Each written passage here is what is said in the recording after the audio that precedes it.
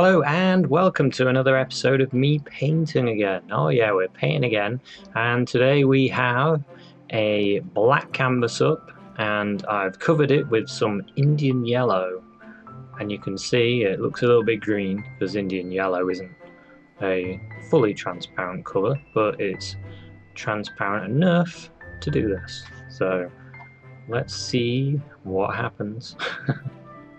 I know what happens.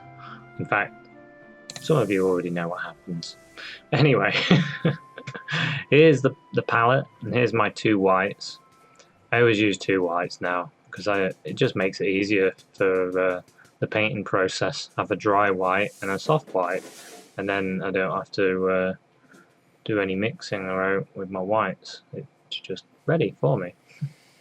Here's my dry white for the backgroundy stuff, and then my soft white for highlights, because a thin paint sticks to a thicker paint. It's an easy one.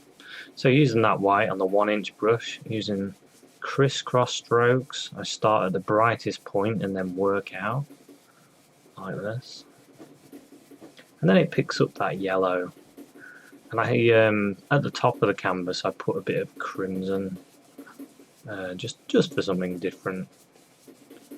But I want this to have a real strong glow. I try to think about what I've painted outside because I do a lot of outdoor sketching. Best thing to call it, sketching. And I use my outdoor sketching when I design my own paintings because it gives you your ideas using reality to add into your paintings. It's the way I like doing it now. Getting a bit more of the lightness, a bit more sunlight, and then start in the middle and then work out. Don't feel like you have to do your sky the same as you're watching this develop. You can change it, do whatever you like. Create your own masterpiece. Now you see it's picking up that crimson and you're getting sort of an orange, bit of an orange colour at the top. So I'm using crisscross strokes all the way. So you get a nice light at the bottom and then it gets gradually darker towards the top, which is a nice illusion. Now using a big 2-inch brush, just softening things. Softening it, letting it blend away. Just if you're wondering, I didn't put any medium on the canvas and just straight paint.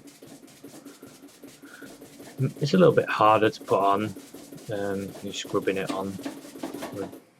I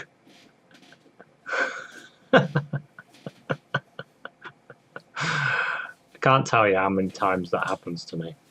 I always think that I've got it on tight enough, but once I get going, that does happen a few times. So remember to check that when you're using your easel. Make sure you check the top.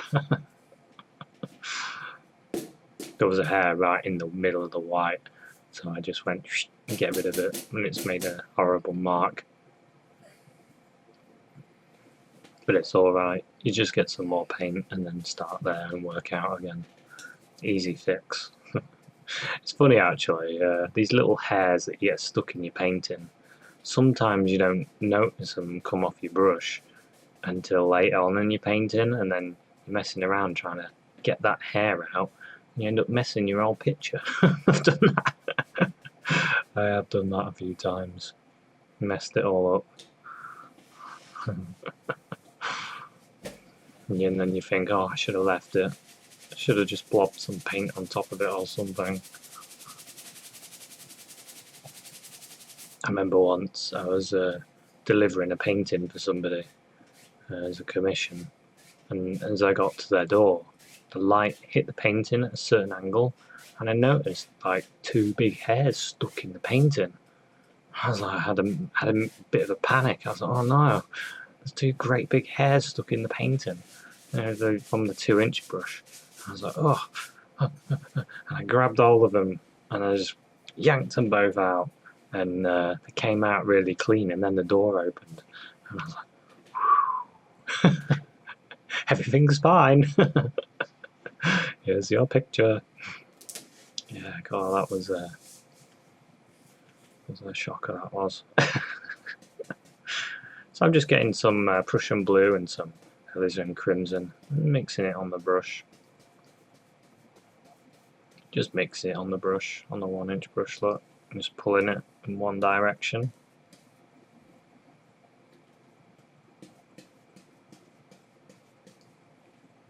I'm using the wooden palette. I think I've said before, the reason I'm using that at the moment is because the paint, because the paint on it, if I don't use it, I just put it in the fridge and it fits perfectly in the fridge, and then cover it with cling film, and then I can use it again, use it the next day, and it stops it from drying so fast. So I'm just using little circular strokes, thinking about clouds. I'm using quite a dark colour, but you see I'm petering off that colour as it goes towards where the sun is.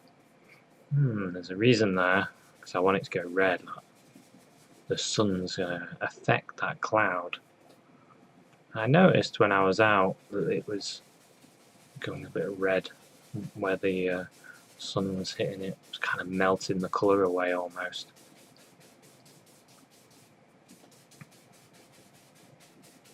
So when you're creating your cloud, just go with whatever you want. Go wherever you feel like. But you try to think cloud. Think cloud thoughts. I'm always trying to think about clouds that I've seen. Okay, the best way to get good at painting a lot quicker and is to get out there and paint what you see. And I was told this a long time ago, and I ignored them because I was like, well, it's cold out there, or it's hot out there, or it's windy, or it's rainy, or it's, it's horrible. There's insects jumping on my paint. There's people looking at me painting. There's people ringing the police because there's someone in the bushes. There's people stopping and trying to chat to you while you're desperately doing a painting. Why do I want to be doing that? Yeah, I absolutely love it now. I love getting out there with paints. It's brilliant. It's a free thing, You can do it for free. You can grab your paints, grab your stuff, and just go outside and do a painting. And I used to go life drawing, and I would carry on going, but the price has gone up. The price has gone. They just keep putting the price up, and I think, well, I'm not going to go anymore. I can just go outside and paint a house or something for free. I don't have to pay the price for their life drawing. I don't know why they keep putting the price up. Oh well. Well, I do know why. They're greedy. I suppose it costs money for the room, and then it costs money for the model and stuff like that. It's quite hard to convince people to drop their I'm being a child now. Hello, miss. Can you just strip off while I do a drawing of you? No, thank you very much. It's quite hard to get people to do that, so they got to pay the model, I suppose. Something I really wanted to do. I keep thinking, I want to set this up. Is set up a sketch club where people come in and draw, people dressed in like costumes rather than just stripping off naked. Because I think that'd be awesome, and that'd be a way of being able to do it. Then I could charge people to come in and draw the character, and then I could do it as well. And then I'd be able to pay for the model using the money that they pay. It's a thought I had. So I'm grabbing some pink.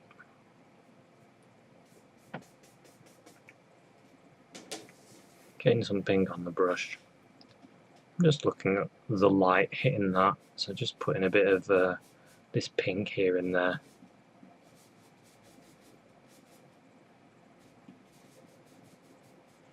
Someone messaged me recently and they said, will I get better at painting if I either use photographs or if I went out and painted? Which way would I get better at?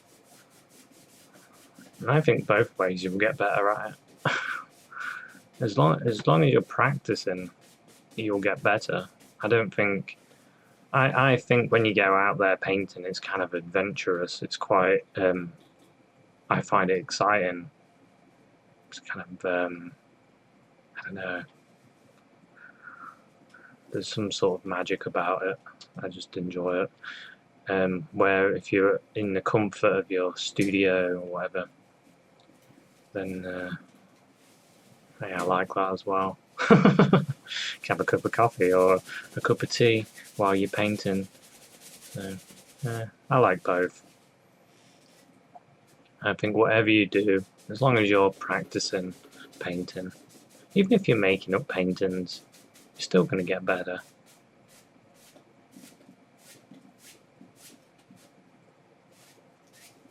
I'll just use the 2-inch brush to lightly go across. And I'm just mixing it up here and there where I feel like it might need a bit of a mix. And I'm not sure where this sky is going to go yet. What I mean is I don't know the finished idea, but I'm going with it.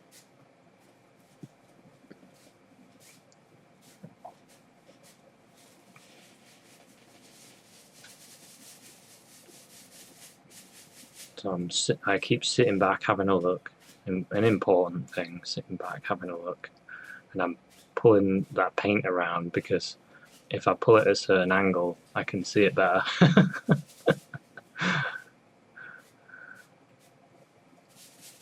It's very light pressure though. When I use the 2-inch brush, I am very light with it. I'm quite light with all my brushes now, to be honest. It's not very often that I scrub paint on, but it does happen.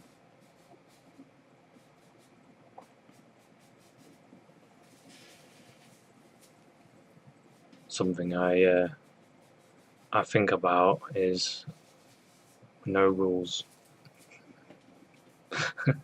No rules. Do whatever you like. If you want to scrub paint on, then you scrub the paint on. If you want to be soft and just let the paint fall off your brush almost, you do that. And if you want to paint thick, pasto paintings, then you should. If you want to do thin paintings with barely any paint on there, then that's what you should do. You shouldn't feel like you have to do anything. It's your painting. You're the one that's doing it. You should do what you want to do. Freedom. That's what they mean by no rules in painting. Freedom to do whatever you want to do. To create whatever you want to create. And who cares if it doesn't follow the rule of thirds or the well, any of the technical ways of composing your picture. It doesn't matter. Not really. If you like it and you're happy with it, that's what matters. Gets a bit different when you're doing commissions though. It's what they want, that's what matters. Not what you want. So I'm adding a little bit of pink on my fan brush because I started to think, oh, it'd be good to have a load of clouds down there, just under the sun, and then we can create a bit of depth in this sky. So we've got quite a lot of layers in the sky already now. We've got like background pink clouds. We've got like a bit in front. We've got this weird cloud that just pops up, and now we've got these these clouds further back that are getting some light, just using the fan brush. So you can do that, you can go light, dark, light, dark.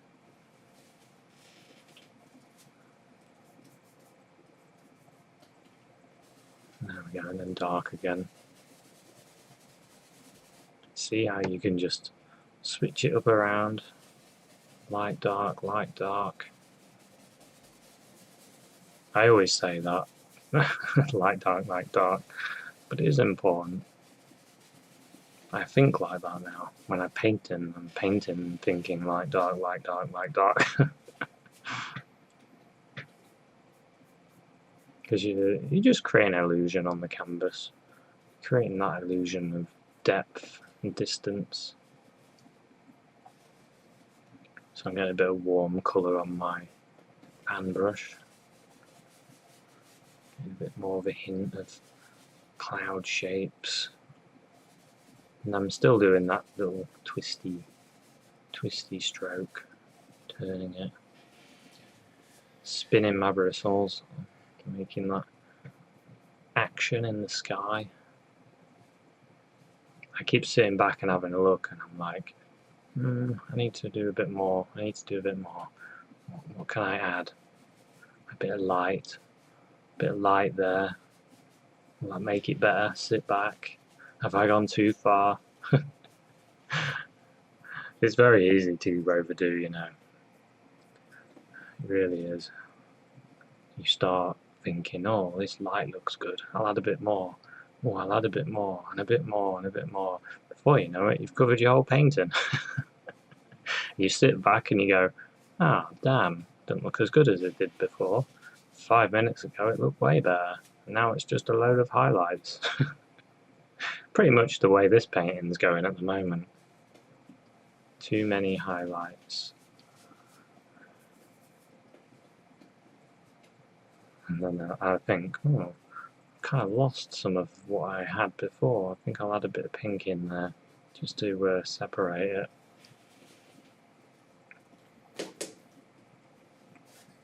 And then I'm like, maybe I'll get rid of some of the detail and just mix it up a little bit. Good move, actually.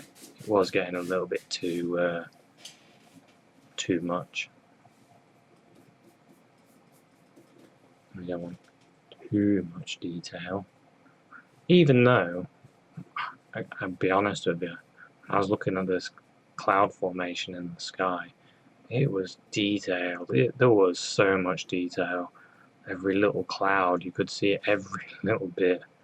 And I was like, wow, that would be quite something to paint. In fact, I've done a gouache one where I painted a sky with some clouds similar to this.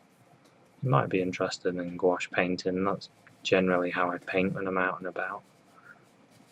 There's a few videos that shows you how to do it.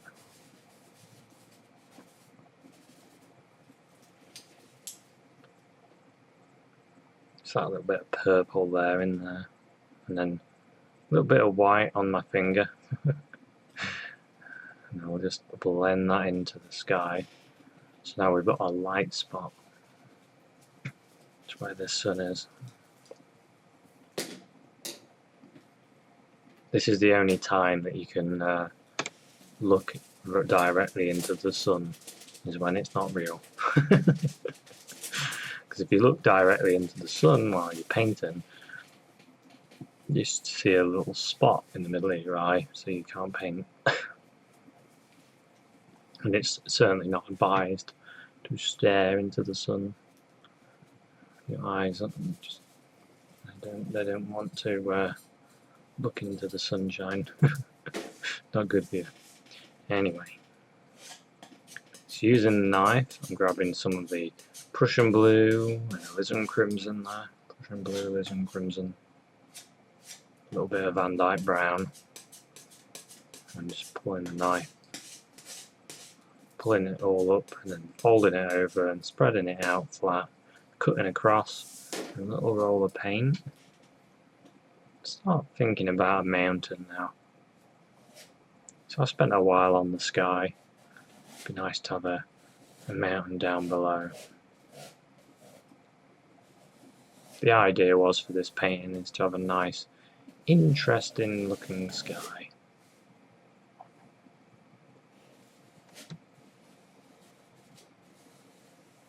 And there we go. A bit dark.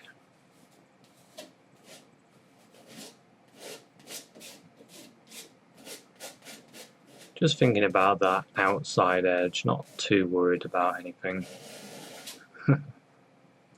It's funny, I don't worry about anything when I'm painting now. I just see what happens. I don't worry.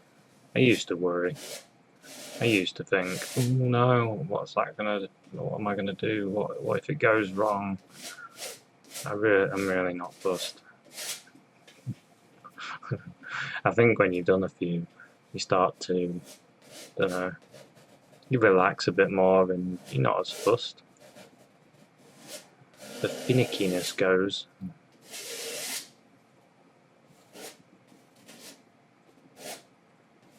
Still going to make errors. Still going to do paintings that maybe only you like. Because I've done a few like that where I think, God, this is the best painting I've ever done. It is a masterpiece. And I show someone and they're like, it's alright. I like this one over here that you've done, which is one that I absolutely hate. And they really like that one. And the one that I think's brilliant, they don't like it. So you just don't know, do you? Sometimes the paintings you hate, other people absolutely love them. And the paintings you think are your masterpieces, other people will think they're rubbish. But who cares? Doesn't really matter. It's just a painting. We don't want to get personal about paintings. They're just paintings. It's not you. You know, when someone says they don't like your picture, you don't want to take it personally. There's a lot of artists that I know that can take it really personal. Oh, you don't like my painting? You must hate me as well. So I'm just getting a bit of soft white in with my mixture now. In with the yellow. Just a bit. I just want it to be a little bit thinner. So this is going to be my highlight, so it's going to sit on top of that paint that's already there. Now, you're kind of creating a balance because you still want it to break, but you don't want it to be too hard that it won't stick, and you don't want it to be oops. And you don't want to do that. What I thought was the knife was too big. I'm not going to be able to do my little mountains. And when I was thinking that, I was like, whoops. So no pressure, remember, no pressure. Load the knife, pull it out flat, no pressure. Just let it glide down.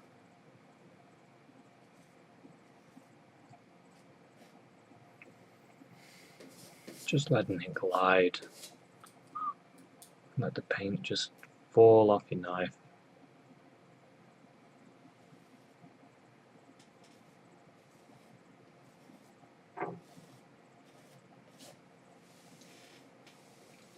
It's nice and soft and relaxed. Just making this up. This is good practice. Good practice to getting that pressure right when you're doing your mountains.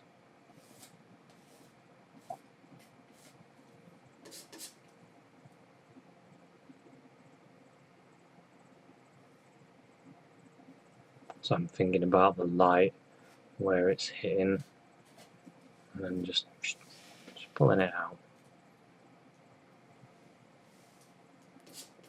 Now you could change this idea. Instead of mountains there, you could have trees, or you could have the mountains really far away, and you could I have hardly any detail on the mountain. You could do all kinds of things. You could even put like a load of buildings there. Maybe it's the edge of a big city. Maybe it's the sky. Maybe it's the sky for another world. Mars. You can do whatever you like. That's what I'm trying to say, really. Be creative, do what you like. So I'm adding a bit of blue and a bit more dark into my mixture. So I'm thinking about the shadow side.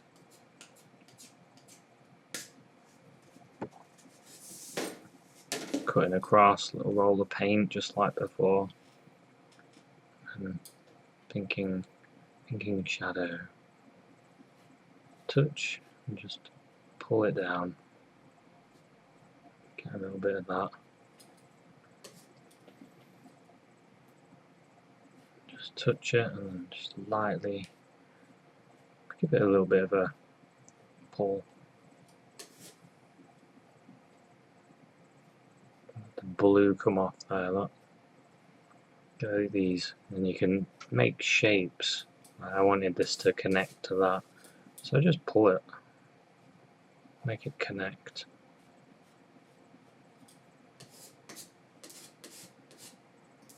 I enjoy doing these mountains actually, whether it's great big mountains or tiny little ones.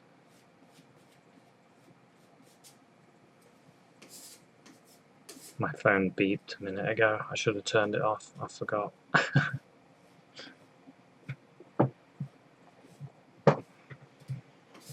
So I'm picking up a bit more of the blues.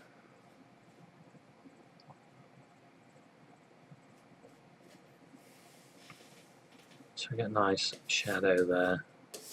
Just an illusion. Another one of these illusions. Blue tells you that it's cold. And it's interesting, isn't it? But again, experiment with different shadow colours. Have a look at mountains. If you're lucky to live near a mountain, you could be painting that one. You can go take your paints out there and have a go at it. That's why I need to do stuff like that. It's quite flat where I live. Not very many mountains. You have to go for a drive. Quite a drive to see some mountains.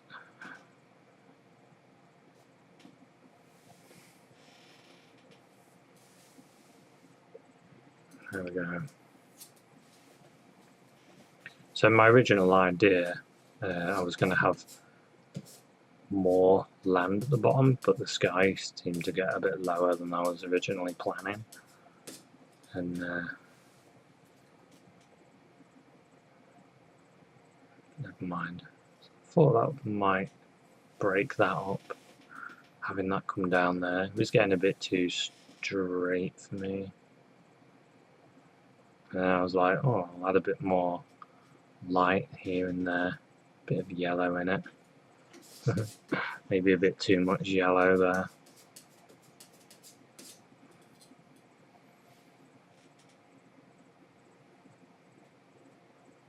If it's too much, you can just grab another colour and then go across it like I just did then.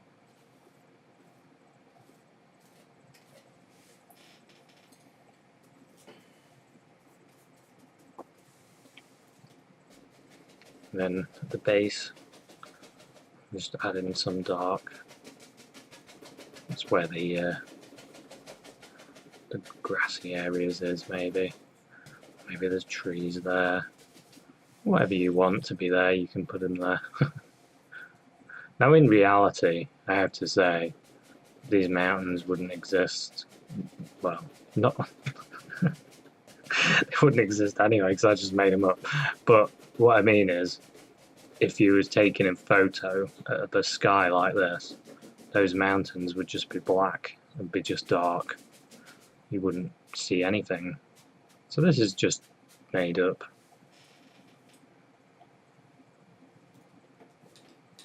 Let's pretend that that light would light these mountains up the way they have. And then I put a bit of light in the water. I'm just pulling down with the fan brush there. Just pulling it down. The fan brush doesn't work as well as the 1" or the 2" brush. The 1" brush, pull that down, it mixes with that Indian yellow, does it a lot better than the fan brush. Pull it straight down and then go across.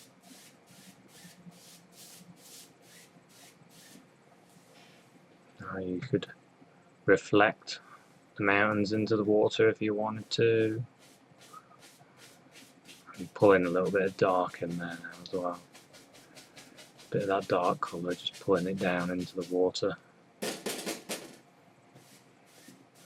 See, in my mind that's water now. Looks a bit watery, doesn't it?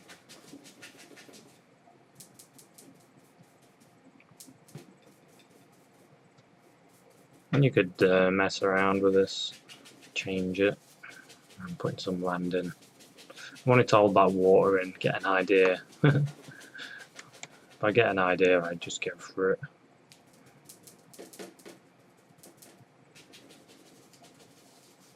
Bit of crimson in with the blue.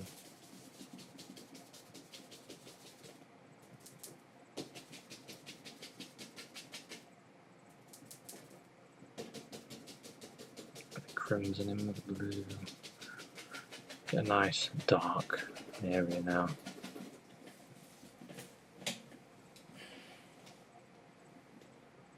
And now I was thinking to myself, could do with some light in the water. Use that, my finger, bit of white on, shoom. There we go. Bit of the light in the water now. And then I need a water line, and I'll just use my finger for that as well. Just thinking straight strokes. And there we go. We don't worry. We could paint with a finger, with a brush, with a stick, with anything. Doesn't matter.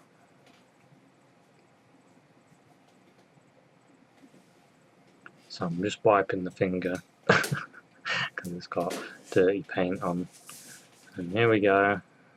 Fan brush, get some dark, some Van Dyke brown, and some brush. One brush, I mean one tree. And another one. See these trees. You send the mountains back. Gives us that extra dimension, having a foreground. Yeah.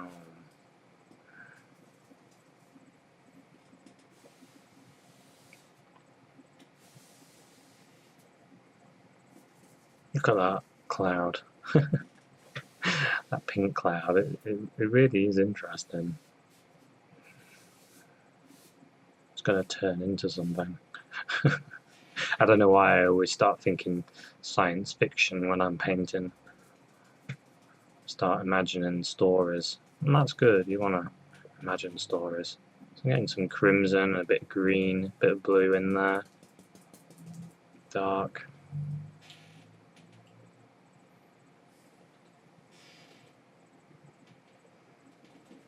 I'm throwing in some leaves with the fan brush. You can use the fan brush, you use the 1" brush, 2" brush. You could even dot in every leaf with the liner brush. It doesn't really matter. I think when you have a lot of time to do your painting, and if you want to do it like that, do each splodge with your brush, you can do that. I do that sometimes. I like to try different methods. It's all part of the fun of it. You could use the liner brush and put in a load of different branches. pressing there, now I'm pushing that fan brush. It's fantastic, it really is. When you get used to it, it gets really, really fun.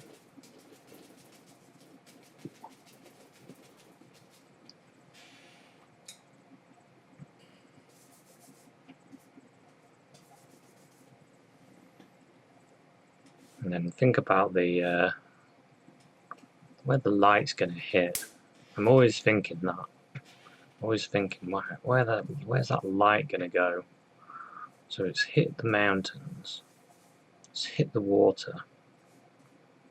We need to load our brush. Go for that thin. I've got a thin white. You can thin your white with a bit of liquid white or something, or a bit of oil. I like to make my own paints these days, so I make it a bit thinner than my other white, and that way it sticks.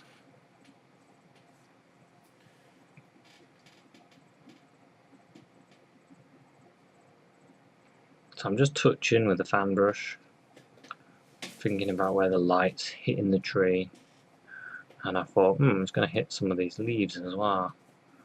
Probably need a bit of a highlight for that.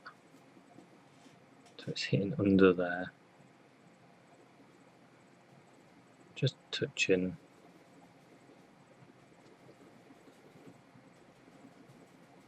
Like I said, you could do this with any of the brushes. Just seem to be on a bit of a fan brush period at the moment. I'm enjoying the fan brush at the moment. So I'm just using it quite a lot. Becoming friends with it.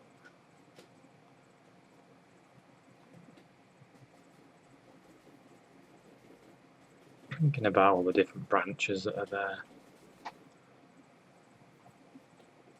I left that cloud. I like that cloud. I didn't want to cover it up.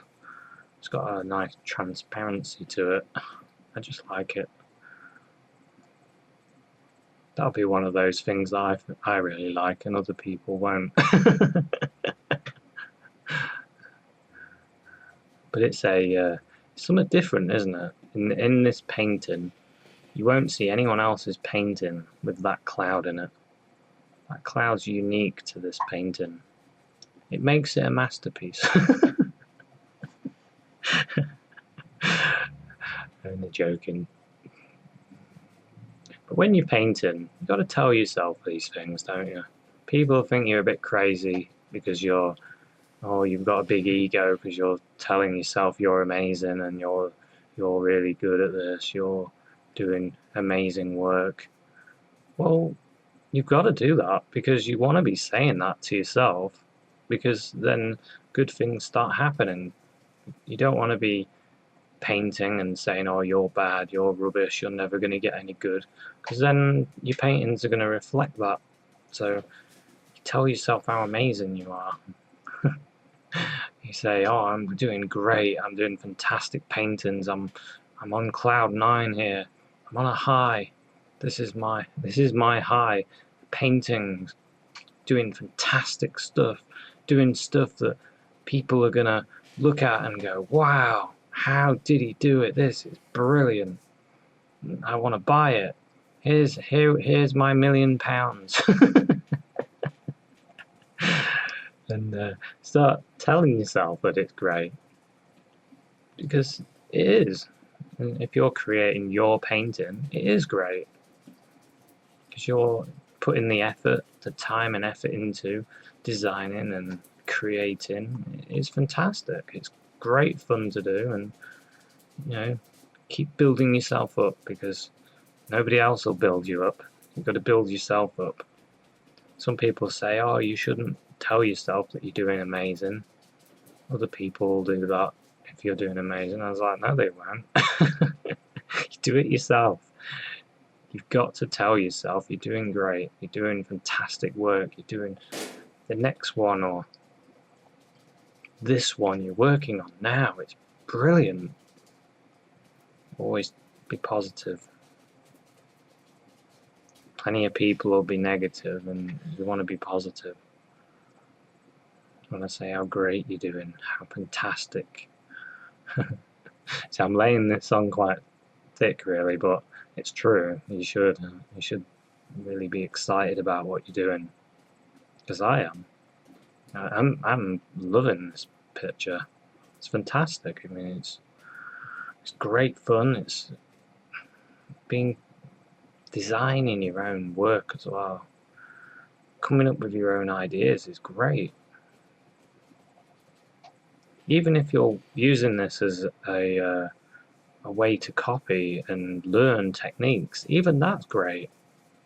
Because you've got to do stuff like that to get better. Nothing wrong with copying. There's nothing wrong with learning from other people's work. And you'll find, even if you do copy someone's picture, your own ideas will start creeping into it. So there's nothing wrong with it. So there we go. There's the finished painting. Hope you enjoyed watching this, and thanks very much for watching. And don't forget to hit that like button, and subscribe if you haven't, and leave a comment, and tell yourself when you do your next painting, it's going to be awesome, and you're amazing, and you're great. Because that's what we want to say to ourselves, and that's what you should be saying to yourself. So thanks very much for watching, and I'll see you in another one. Cheers, bye.